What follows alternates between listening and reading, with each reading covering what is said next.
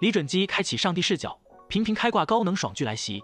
女大学生被杀案闹得沸沸扬扬，舆论持续发酵，民众都在抗议要让恶人受到惩罚。李朱熹拼命喊冤，但张日贤依旧不为所动。西柚看着张日贤为了一己私欲，拿无辜人的性命来献祭，决定提早抓捕张日贤的行动。随后找到韩美，让他曝光张日贤和程真美的恋情。张日贤还在沾沾自喜，金部长也恭喜他恋爱了。而西柚的目的就是将他推上舆论顶峰，这样就算他出事了，也没人能轻易保住他。之后再调查程真美的贪污漏税证据和张日贤罔顾冤案的事。西柚找到李朱熹，询问当时案发的细节和他是否有不在场证明的证据。这时明秀因为抓来了天下电子的会长，被张日贤和崔时镇一顿辱骂嘲讽。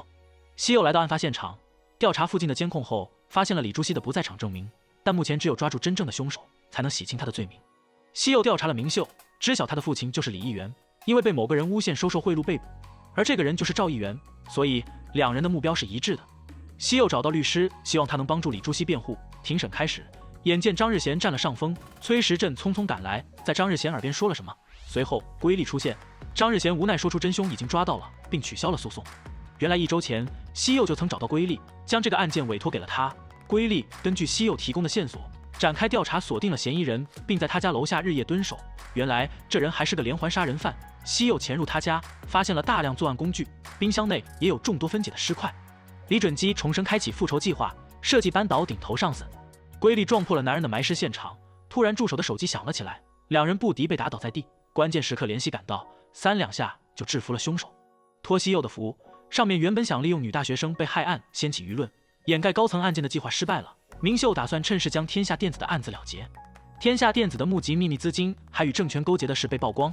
这时张日贤和程真美的受贿证据也找到了。西柚打算先斩断金部长和张日贤的连接，而导火线就是厅长。果然不出西柚所料，张日贤前来找到厅长，说自己会和程真美结婚，警告厅长不要再调查他受贿的事。金部长窃听了两人的对话，气愤张日贤不仅输了案件，还利用自己的名号去掩盖调查中的案件。金部长找来厅长，让他不需要有所顾虑，全面好好展开调查。张日贤得知消息，气愤地找到厅长，不敢置信是金部长下达的指示。金部长面对上面的不断施压，只好前去跪求赵议员的帮助。赵议员准备了新闻主播的绯闻，提醒他这也是远远不够的。金部长立马想到程真美的腐败案，赵议员还建议他拉一个人出来承担责任，挽回检察官的形象。厅长给金部长提交了证据，指出调查程真美受贿案时，还发现了张日贤的腐败证据。